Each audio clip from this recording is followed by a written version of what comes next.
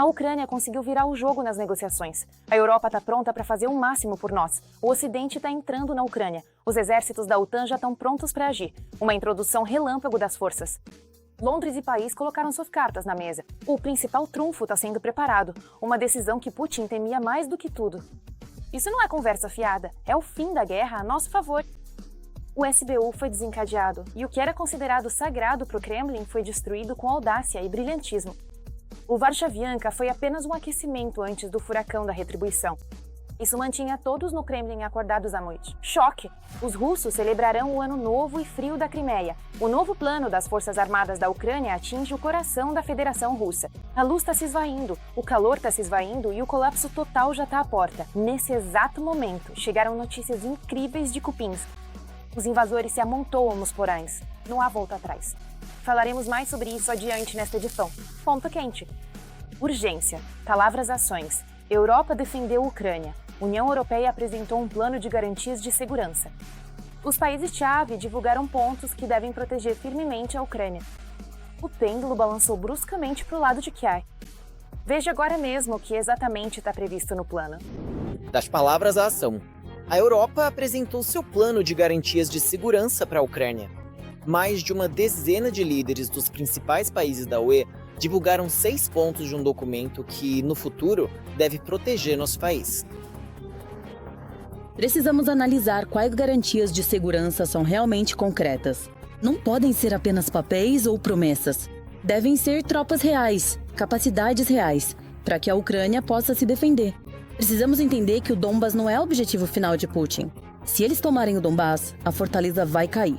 E então, sem dúvida, eles partirão para conquistar toda a Ucrânia. E, sabe, se a Ucrânia cair, outras regiões também estarão em perigo. Sabemos disso pela história e devemos aprender com a história.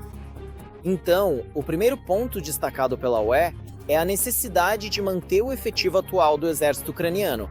Os 800 mil soldados que hoje fazem parte das Forças Armadas da Ucrânia não devem ser reduzidos nem mesmo após o fim da guerra. Também foi reformulado o ponto sobre contingentes estrangeiros. Agora, na Europa, já não se fala abertamente em enviar suas tropas para a Ucrânia. No entanto, trata-se de uma coalizão, determinada com o apoio dos Estados Unidos para restaurar as forças da Ucrânia. Proteção do espaço aéreo e segurança no mar, com possíveis ações dentro do nosso país. Se estamos falando de questões de garantias, é claro que entendemos que os Estados Unidos da América devem desempenhar um papel fundamental aqui. Mas é justamente a Europa que pode se tornar aquele elemento impulsionador que pode forçar os Estados Unidos a assumir um papel mais proativo do que Washington talvez gostaria de desempenhar.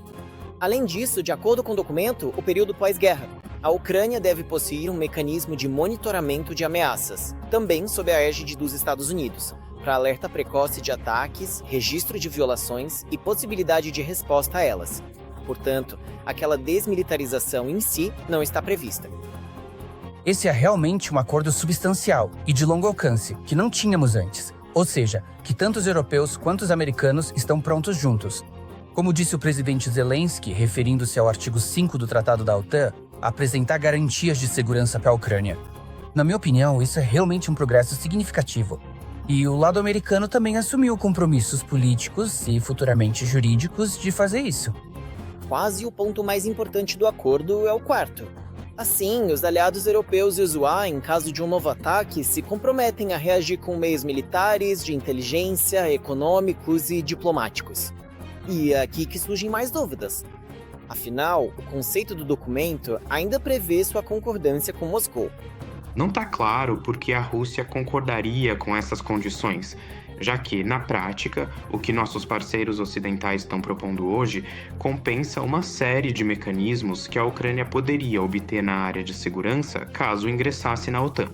Se a Ucrânia receber garantias de segurança efetivas dos Estados Unidos e os países ocidentais mantiverem presença no território ucraniano, é claro que isso será visto em Moscou como uma derrota de fato, alcançada ao custo de gastos muito elevados.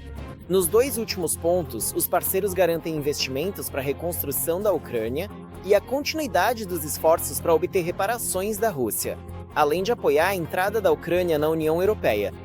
As garantias de segurança que são tão necessárias para a Ucrânia devem vir principalmente de outros países. ou seja, dos Estados Unidos, dos países da OTAN e da União Europeia. Eles podem desenvolver essas garantias e podem fornecê-las. Ao mesmo tempo, o acordo sobre as garantias já foi comentado em Washington. O presidente dos Estados Unidos, Donald Trump, declarou que os Estados Unidos, junto com a Europa, estão trabalhando em garantias de segurança para a Ucrânia. Segundo ele, a Europa será uma grande parte desse processo. Se estamos falando sobre o processo de negociação, não se trata tanto de uma luta para alinhar nossas posições. Com a Rússia, é mais uma questão, digamos assim, de luta e disputa por Washington. Trata-se de alinhar nossas posições com Washington, para que Washington defina claramente quem é a principal barreira para alcançar a paz. Especialistas acreditam que em breve ficará claro o quão realista esse plano pode ser. Antes de tudo, pela retórica vinda dos Estados Unidos, que mostrará se Trump continuará aceitando as novas condições de Putin, ou finalmente começará a impor uma posição comum do Ocidente coletivo. Um tato ensurdecedor no ditador por parte do SBU. O que antes era considerado intocável foi destruído de forma exemplar e ousada. A Varshavianka foi apenas o prólogo para o vendaval total de vingança dos nossos. Putin nunca havia passado por uma humilhação dessas. O que mais explodiu? Assista até o final para descobrir quais outros ataques secretos nossos realizaram contra a Rússia e por que há um verdadeiro pânico no Kremlin agora. Uma operação especial brilhante do SBU pela primeira vez na história. A Ucrânia afundou um submarino no porto de Novorossiysk.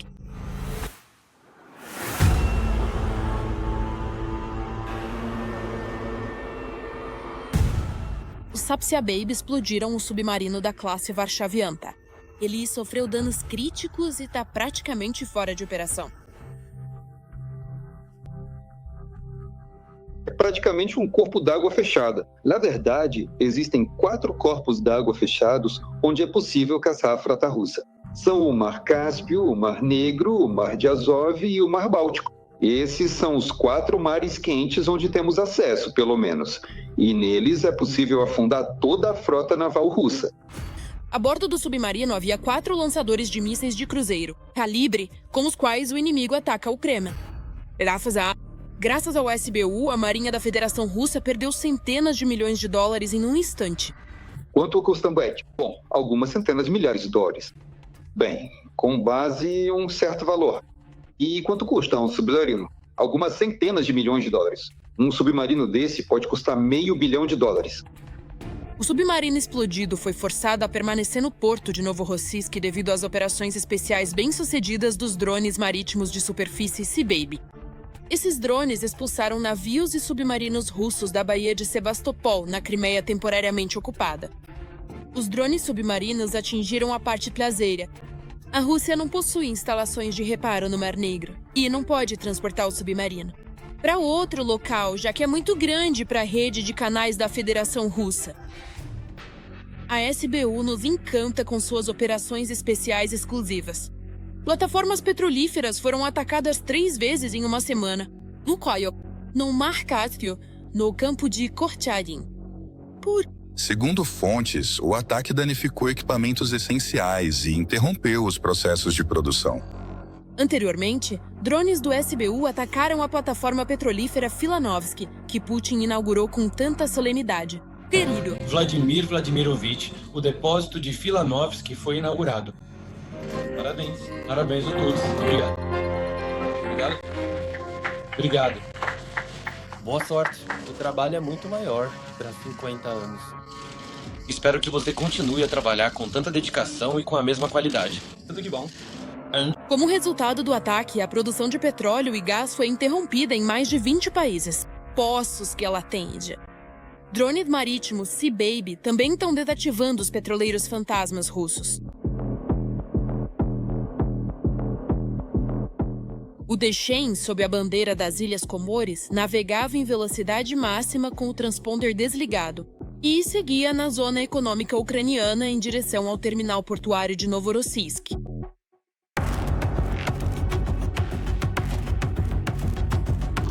O petroleiro sofreu danos críticos e foi completamente desativado. Não faz muito tempo, os Sea Baby atingiram 2 petroleiros, Kairos e Virat, no Mar Negro, perto da costa da Turquia. Kairos e Virat estão na lista de navios sujeitos às sanções. Eles estavam vazios e seguiam para o mesmo Novorossiysk para serem carregados. Graças às cargas clandestinas, esses petroleiros garantem a entrada de recursos no orçamento da Federação Russa provenientes da venda de petróleo potencial. Os recursos são direcionados para a guerra. Cada navio da frota clandestina envolvido na guerra contra a Ucrânia perde o status de civil. Esses pequenos são motivo de orgulho para todos os ucranianos. Os drones marítimos percorrem mais de 1.500 quilômetros. Carregam até 2 toneladas de carga. Possuem motores reforçados e um sistema de navegação moderno. Além disso, são resistentes às contramedidas eletrônicas inimigas, tornando-os invulneráveis. A Unidade Estratégica de Negócios, SBU, reuniu os melhores especialistas de diversos setores. Engenheiros, programadores e marinheiros da Marinha estão trabalhando hoje na produção e no uso bem-sucedido de drones navais. Esse vídeo mostra um terminal de gás natural liquefeito chamas no porto de Temryuk, região de Krasnodar. Ataque com drone, o SBU. O fogo durou 3 dias. Eu te disse, porto após porto.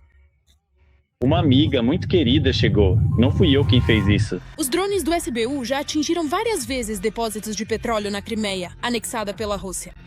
Lá também foram destruídos sistemas de defesa aérea Pansir S-2 e instalações de radar. A Ucrânia conseguiu destruir o sistema russo Oreshnik.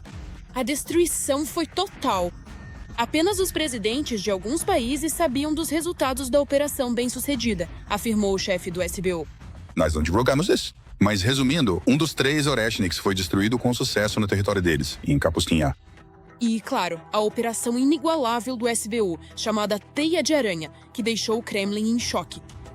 O ataque dos drones ucranianos aos aeródromos na Federação Russa foi tão doloroso que as autoridades russas ainda tentam esconder seus aviões. Por todo o país, das longas mãos do SBU. Afinal, o Serviço de Segurança atingiu 41 aviões estratégicos russos, lançando 117 drones a partir de caminhões. O prejuízo para a Rússia ultrapassou 7 milhões de dólares. Eu, pessoalmente, tive a oportunidade de abraçar e agradecer aos executores. Durante todo esse tempo, o presidente esteve em contato conosco. Ele estava interessado em todos os detalhes. Essa operação foi planejada durante 1 ano e meio e foi a de maior alcance. E isso certamente estará nos livros didáticos de história moderna da Ucrânia, assim como a operação para explodir a ponte ilegal da Crimeia. A ponte está atualmente operando em modo limitado. Caminhões com um peso máximo de 5 toneladas podem trafegar por ela. O inimigo não está deslocando nenhum equipamento logístico militar para lá. Por isso eu direi que é uma construção em estado de emergência. Desde então, o SBU atacou a ponte da Crimeia mais 2 vezes.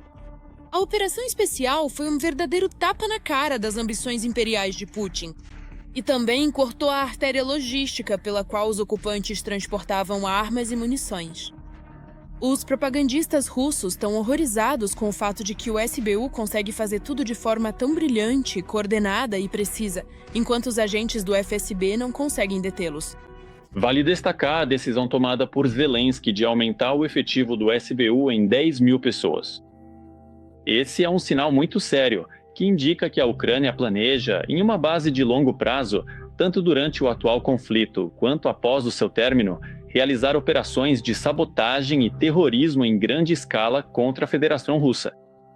E, considerando o desejo do SBU de copiar o estilo e as prioridades operacionais do Mossad israelense, podemos esperar que o principal objetivo, formulado por Zelensky para o terrorista e extremista Malyuk, que lidera o SBU, seja a criação de uma rede de sabotagem e terrorismo de longo prazo em vários níveis, com residências ilegais no território da Federação Russa. Além disso, eles serão orientados para operar por longos períodos, de vários anos até 10 a 15 anos.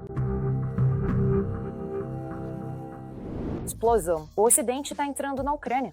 O exército da OTAN já está pronto para agir. Londres e Paris estão preparando a decisão que Moscou mais temia.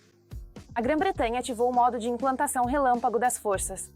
E isso não é mais uma declaração, é uma preparação para virar o jogo da guerra. O que o Ocidente está iniciando e quando exatamente as tropas vão aparecer? Tudo mais impactante está acontecendo agora. A coalizão dos interessados preparou planos para fortalecer as capacidades de defesa da Ucrânia e para o desdobramento de tropas em seu território, caso seja necessário. Foi o que declarou o primeiro-ministro do Reino Unido, Keir Starmer, paralelamente às negociações entre Ucrânia e Estados Unidos sobre acordos de paz. Primeiro, eles não estão prontos. E precisamos entender que as decisões dos políticos são determinadas pela conjuntura interna e política de seus próprios países. Claro que, neste momento, a Europa não está nesse nível, nem mesmo em comparação com a Ucrânia, para se envolver em um confronto direto com a Federação Russa. Segundo Starmer, os políticos querem elaborar planos militares para garantir a segurança no ar, no mar e em terra, além de fortalecer as capacidades da Ucrânia.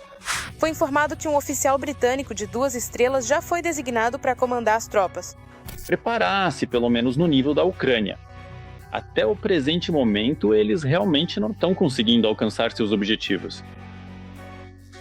É justamente por essa razão fundamental que existe essa notável dissonância entre os políticos ou os militares dos diversos países europeus, que compreendem e entendem que é consideravelmente mais barato, muito mais eficaz e, sem dúvida, mais sensato lutar e reduzir o potencial do inimigo em um território alheio.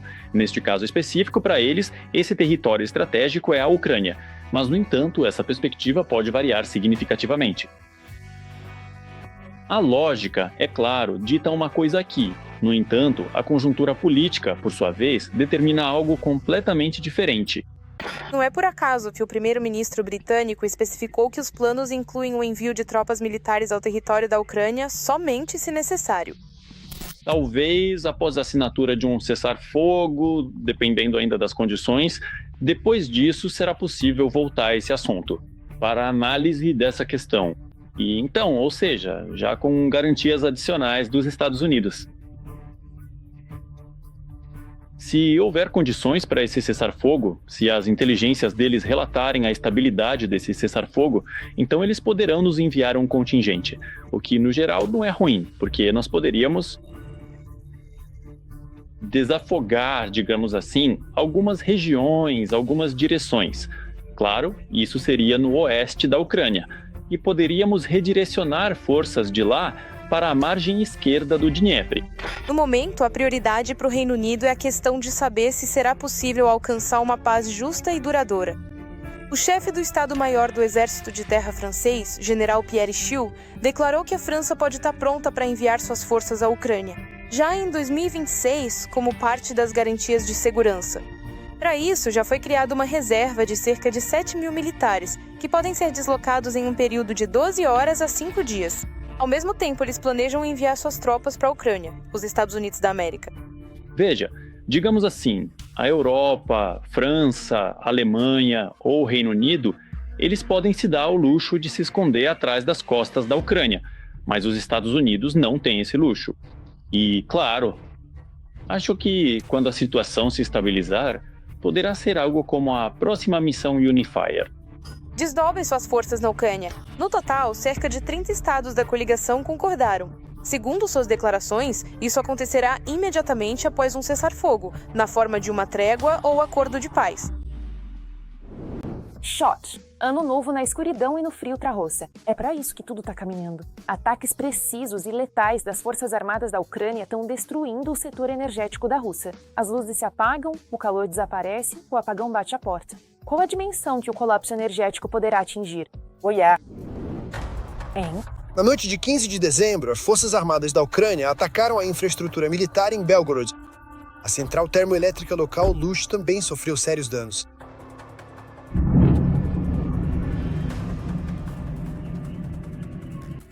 Os ataques foram realizados não apenas por drones, mas também por mísseis. O Estado-Maior das Forças Armadas da Ucrânia informou isso. O comando militar russo relatou apenas drones abatidos. Após o ataque combinado, a eletricidade desapareceu no centro regional russo. Os blackouts em Belgorod e na região já se tornaram uma realidade cinzenta para os russos. Os ataques às subestações são regulares, constantes, mas, o que é importante, este foi um ataque combinado a uma das maiores subestações elétricas em Belgorod, a Lutsk e também a subestação termoelétrica. As Forças Armadas da Ucrânia também atacaram a usina de processamento de gás de Astrakhan e mais 12 regiões da Rússia. Menos de um dia antes disso, as Forças Armadas da Ucrânia realizaram mais um ataque. Na Crimeia, temporariamente ocupada, foi registrado um ataque a uma base de petróleo perto de Simferópol. Em Smolensk, como resultado dos ataques, a usina local de energia térmica pegou fogo Existe um depósito de petróleo na região de Volgogrado. Na região de Krasnodar, drones das Forças Armadas da Ucrânia atacaram novamente a refinaria de petróleo de Afipsk e a infraestrutura da cidade. Após as greves, também começou um apagão na cidade. Agora mesmo. Bombardeio? Não sei. Foram causados danos significativos. Mais de 300 drones. Este é um ataque muito grande e muito poderoso. Já está se tornando comparável em termos quantitativos. Com esses ataques, Kir, a aviação russa e o exército russo estão usando drones para atacar alvos na Ucrânia. Os apagões tornaram-se frequentes em regiões da Rússia. A Ucrânia está realizando ataques sistemáticos e simétricos não só contra a logística militar e o setor petrolífero, mas também contra o sistema energético da Rússia. Ainda no final de outubro, e não foi só uma vez, as Forças Armadas da Ucrânia atacaram a usina termoelétrica de Oriol e a usina termoelétrica de Vladimir, com mísseis de cruzeiro Neptun. E esse ataque chegou a afetar até Moscou. Essa subestação fornece eletricidade para a região central, incluindo Moscou, as regiões de Vladimir, Nizhny Novgorod e parte da região de Ivanovo. No geral, ela também participa da transmissão de energia da usina nuclear de Kalinin para a usina termoelétrica de Kostroma e outras grandes fontes de energia. O funcionamento da subestação de Vladimir é criticamente importante para a confiabilidade do equilíbrio do sistema energético russo. Ela tem um significado especial. É por ela que passa o fornecimento de energia para a usina nuclear de Kalinin. Isso faz da subestação um dos principais pontos do sistema energético de Moscou. E, ao que tudo indica, um apagão em Moscou no Ano Novo é bem possível. A princípio, é possível sobrecarregar a defesa antiaérea. A Ucrânia tem essa possibilidade contra a Rússia. Além disso, como vocês lembram, já houve casos de drones chegando até Moscou. E a questão agora é, será que a Ucrânia tem condições de fazer isso? Um apagão em massa? Sem dúvida. Sim, a Ucrânia tem a possibilidade de organizar algo assim. Basicamente um blackout, acumular a quantidade necessária de mísseis e fazer um ataque massivo, por assim dizer. Miraram corretamente em subestações, transformadores e outros alvos específicos. Só no início de outubro, pelo menos 21 dos 38 maiores objetos de infraestrutura energética da Rússia foram danificados. Agora esse número é bem maior, e os ataques contra usinas termoelétricas e centrais de energia só aumentam. Então, Moscou e outras regiões já estão sentindo na pele o que são os blackouts. Nesses minutos, a emboscada de Cupim surtiu efeito. Os russos estão completamente cercados. Os ocupantes estão escondidos na cidade em pânico, não há saída. A VSO lançou um contra-ataque no momento mais inesperado. Todos os detalhes da linha de frente e imagens chocantes dos combates. Olá! Um ataque surpresa para os ocupantes.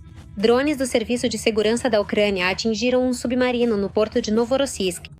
Pela primeira vez na história, drones subaquáticos Sapsi Baby explodiram um submarino russo da classe Varshavianka.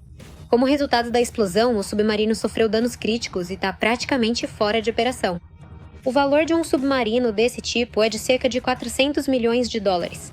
Além disso, devido às sanções anti-russas, a construção de um submarino desse tipo pode custar até 500 milhões de dólares. No momento, o lado russo tenta ativar o chamado anticrise, alegando que o ataque atingiu principalmente o cais.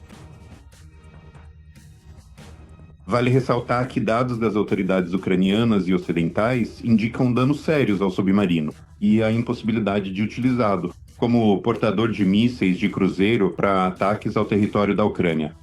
4 mísseis de cruzeiro estão no armamento deste projeto Varshavianka. Enquanto isso, a situação na linha de frente continua tensa. As Forças Armadas da Ucrânia estão contendo o avanço perto de Pokrovsk e Mirnograd. Durante a semana passada, as perdas totais de pessoal dos ocupantes somaram 446 pessoas.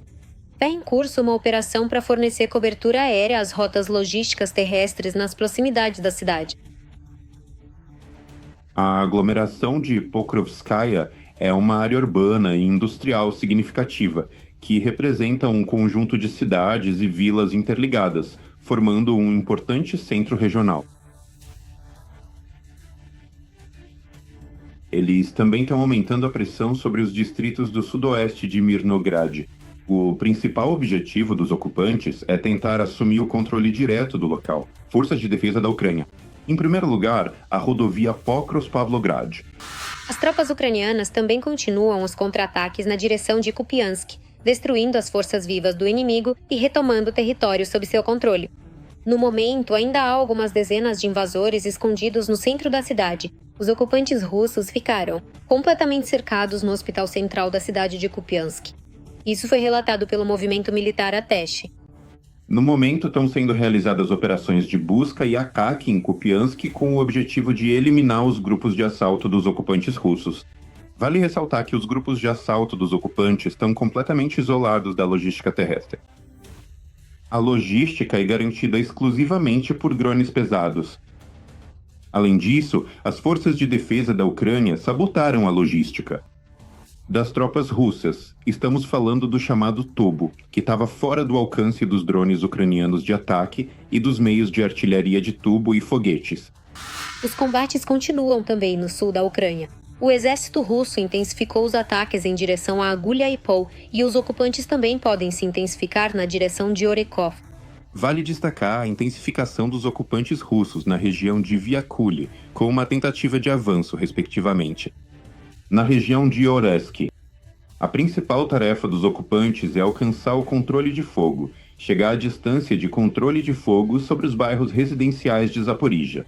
Ou seja, para eles é fundamental chegar a essa distância, de 10 a 15 quilômetros até Zaporizhia, para poderem usar a tática de terra arrasada, já em relação ao centro regional. Enquanto isso, Ucrânia e Alemanha desenvolveram um plano para fortalecer a cooperação em defesa. Estamos falando sobre a criação de empresas conjuntas, maior integração dos mercados e possíveis garantias federais de investimento. A Alemanha é um dos maiores parceiros técnico-militares da Ucrânia. Atualmente, a Alemanha está anunciando um aumento na natureza da assistência técnico-militar à Ucrânia a partir de 2026. A gente está falando de um aumento múltiplo. Além disso, a base dessa assistência técnico-militar serão os recursos de defesa aérea e, consequentemente, os meios de destruição. A coligação das forças decisivas também preparou planos para destacar tropas em território ucraniano e reforçar a capacidade de defesa do país. No ar, no mar, em terra. Consequentemente, este plano não será aceito pela Federação Russa. Esse é um plano fadado ao fracasso. Ele será bloqueado ainda na fase de discussão de um cenário desse tipo. E fé, consequentemente, em mim. E o consentimento da Federação Russa para o envio de um contingente de paz ao território da Ucrânia é impossível. O lado russo já declarou que os militares dos países da OTAN serão alvos militares legítimos para a Rússia. Mas o Reino Unido está reforçando a ajuda não só à Ucrânia, mas também pensando na sua própria segurança. O marechal-chefe da aviação do país pediu o reforço do preparo para conter a ameaça de um possível conflito por parte da Rússia. Trata-se de aumentar a prontidão dos cidadãos para o serviço, expandir a produção de defesa e desenvolver as habilidades necessárias. Além disso, a Lituânia decidiu criar um novo campo de treinamento militar na região do corredor de Suwałki para reforçar a defesa da fronteira com Belarus. Urgente, a Rússia prepara a implementação da lei marcial. O Ministério da Defesa russo desenvolve algo impensável. O poder será dividido. Forma-se defesa territorial, o povo é preparado. A inteligência militar confirma. Haverá guerra com a OTAN. O que exatamente Moscou está planejando e quais são as ameaças para o mundo? Todos os detalhes chocantes a seguir na reportagem. A chamada Operação Militar Especial, que eles queriam terminar em poucos dias. Eles diziam, vamos derrotar a Ucrânia em 2 dias. O que há de tão difícil em derrotá-la? É só a Ucrânia. Neutralizamos esses pontos de fogo, foi o que discutimos no intervalo.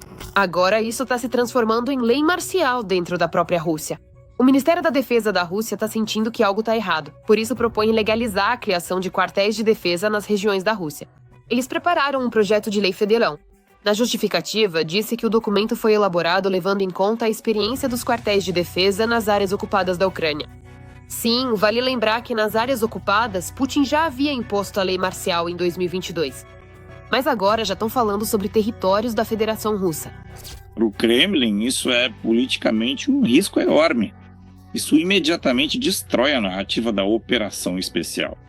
Ou seja, eles teriam que admitir que, de fato, estão travando uma guerra. E essa guerra levou a uma situação tal que eles precisam impor a lei marcial dentro da própria Rússia. A direção principal de inteligência da Ucrânia já havia alertado há pouco tempo que a Rússia está se preparando para uma guerra com a OTAN. A guerra na Ucrânia é apenas a primeira etapa. Quem falou isso pessoalmente foi o Budanas. Eles precisam de uma justificativa para as ações futuras que já planejaram e prepararam. E é isso que eles estão usando. Olha, a gente não tem outra chance. A Europa, essa maldita, está se preparando para nos destruir e conquistar. Nós temos que atacar primeiro. A Federação Russa usa declarações distorcidas para seus próprios fins, dizendo que supostamente a Europa está se preparando para a guerra, já que os países estão aumentando seus orçamentos de defesa. Além disso, a Rússia quer encontrar uma justificativa para suas próprias ações futuras, que já foram planejadas. A propaganda sobre a Europa inimiga já existe há muito tempo, e tudo está acontecendo como antes do ataque à Ucrânia. Eles estão nos forçando a isso. A Grã-Bretanha fala abertamente. O objetivo é Kaliningrado, para criar tensão. Estão se aproximando também. O punho de tanques da divisão alemã e, mais uma vez, teremos que destruir Berlim e entrar nessa cidade amaldiçoada por Deus. Mais uma vez, teremos que entrar em Paris. Mais uma vez, teremos que libertar Viana, a não ser que os austríacos talvez mudem de ideia. Isso não significa que queremos isso. Mas um dos princípios que foi postulado pelo nosso Supremo Comandante é: quando somos forçados, aí sim agimos. Mas também no campo político, cada vez mais começaram a surgir mensagens. Na Europa, querem nos destruir. Tendo investido todo o seu capital político, por menor que seja, na guerra contra a Rússia, usando as mãos e os corpos dos cidadãos ucranianos, eles continuam, em sua cegueira política desesperadora, a se iludir. De uma forma ou outra, venceu o nosso país. Agora, a Rússia está fazendo exatamente o mesmo que antes do ataque à Ucrânia, só que agora o alvo é a Europa. A declaração, as ações, as táticas são todas iguais. Não tenho dúvidas de que a Rússia se preparará para isso. Eu os vejo fazendo isso. Um dos pontos de preparação para a guerra com a OTAN é preparar sua população e seus territórios. Portanto, o Ministério da Defesa já pretende criar quartéis generais de defesa na maioria das regiões da Rússia. A ideia é que esses quartéis generais sejam criados antecipadamente, em tempos de paz, e que os governadores e chefes dos municípios sejam os responsáveis. Eles deverão assumir responsabilidade pessoal por tudo. Será garantida a legitimidade da aplicação das medidas de lei marcial, assinar ordens, recrutar pessoas para a defesa territorial, coletar e analisar dados sobre a situação em sua região. Essas regras não se aplicam a Moscou, São Petersburgo e a anexada Sebastopol. Lá é completamente diferente. Essas legislações são consideradas de subordinação federal. Elas estão diretamente subordinadas ao centro e, de fato, são regiões autônomas. Por isso, considera-se que elas são diretamente influenciadas pela vertical presidencial. No momento, o projeto de lei sobre a lei marcial na Rússia está em revisão.